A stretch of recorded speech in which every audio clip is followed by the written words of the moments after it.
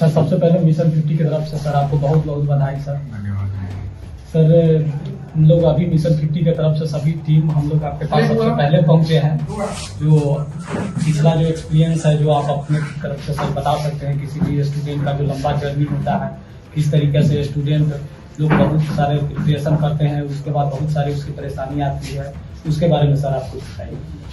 Sir देखिए, ये जो सफर होता है सिविल सर्विसेज का बहुत लंबा सफर होता है। ये ऐसा नहीं होता है कि आप 1 साल 2 साल में आप निकाल लीजिएगा। लंबा सफर होता है, तो आपको इसमें धीरे धीरे असफलताएं मिलेंगी स्टार्टिंग में, बट असफलताओं से पार करते हुए सफलता लाना पड़ता है। सबसे बड़ा इसमें मेजर रोल है पेशेंस का, हार्डवर्क का। आपके पास पेशेंस है, हार्डवर्क है, आप किसी भी सफलता को पा सकते हैं।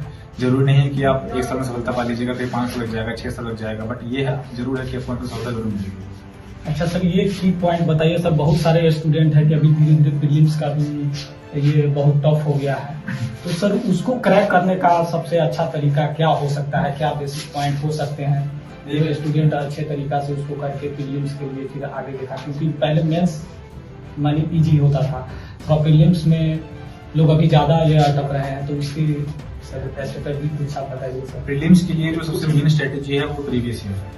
आपका प्रीवियस ईयर पे कमांड होगा, प्रीलिम्स आपका आराम से निकल सकता है। प्रीवियस ईयर पेपर को आप देखिए कैसे क्वेश्चन पूछे जा रहे हैं, उन क्वेश्चन को एनालाइज कीजिए। आपके पास सोर्सेज हैं, मार्केट में सब कुछ अवेलेबल है, आप उन सोर्सेज को पढ़ के पेपर निकाल सकते हैं। आप सिलेबस को एनालाइज कीजिए कि किस सेक्शन से कितना सवाल पूछा जाता है, कैसे पूछा जाता है।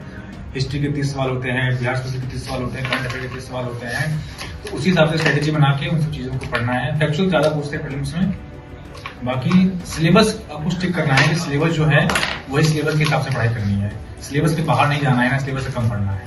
मेन है कि सिलेबस और प्रीवियस ईयर इन दोनों पे कमांड आपका हो गया तो प्रीलिम्स आपका जरूर होगा। सर एक और मेरा क्वेश्चन है, बहुत सारे स्टूडेंट होते हैं जो 1 साल तैयारी करते हैं, 2 साल तैयारी करते हैं, उसके बाद सर वो ड्रॉप कर जाते हैं। उसके लिए सर आप क्या सजेशन देना चाहेंगे? अगर आप वो लंबा बीपीएससी के फाइनल रिजल्ट में आना चाहते हैं, जैसे आपके जैसे अगर टॉपर बनना चाहते हैं, तो उसके लिए सर मेरे हिसाब से देखिए सर, हर किसी का व्यवस्था अलग होता है। अब जैसे कि कोई तैयारी किया 2 साल, अब फाइनेंशियली स्ट्रांग नहीं है, फाइनेंशियली उसका नहीं है, तो हो सकता है तो नौकरी करना पड़ जाए, कोई भी काम करना पड़ जाए।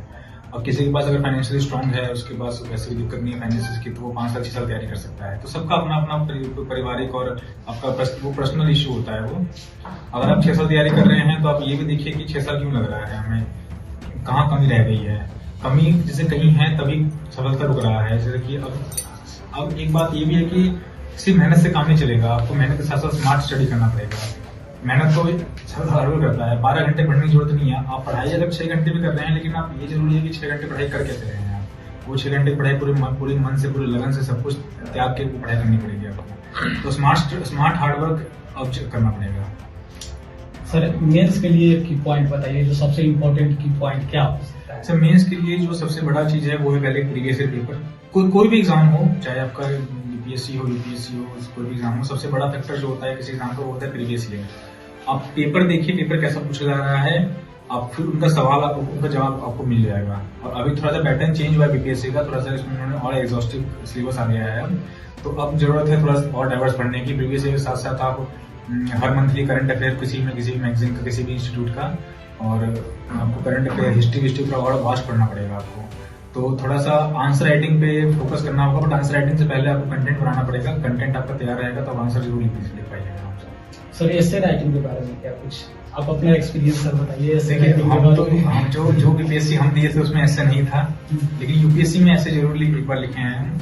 तो ऐसे पे क्या होता है, देखिए ऐसे का सबसे सिंपल लॉजिक है जो हम मानते हैं कि आपके पास एक सिलेबस है, एक जीएस का सिलेबस है। तो जीएस के सिलेबस में आप देखिए क्या है, पहले आपका हिस्ट्री आता है, फिर आपका सोशियोलॉजी आता है, फिर आपका जियोग्राफी आता है, फिर इकोनॉमिक्स आता है, पॉलिटी आता है, फिर एग्रीकल्चर आता है, फिर एथिक्स आता है।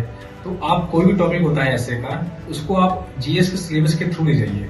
पहले उस टॉपिक का आप हिस्टोरिकल एस्पेक्ट दिखाइए, फिर उसका जियोग्राफिकल एस्पेक्ट दिखाइए, फिर उसका सोशियोलॉजिकल एस्पेक्ट दिखाइए, फिर पॉलिटिकल एस्पेक्ट दिखाइए। इसी में आपका पूरा ऐसे खत्म हो जाएगा। सर मेरा अपनी तरफ से एक सवाल है सर, ऐसे के सर ये आपका ऑप्शनल पेपर में सर क्या था? ऑप्शनल में सोशियोलॉजी, समाजशास्त्र। सर आपको बहुत बहुत धन्यवाद, आपने सर हमको काफी समय दिया सर।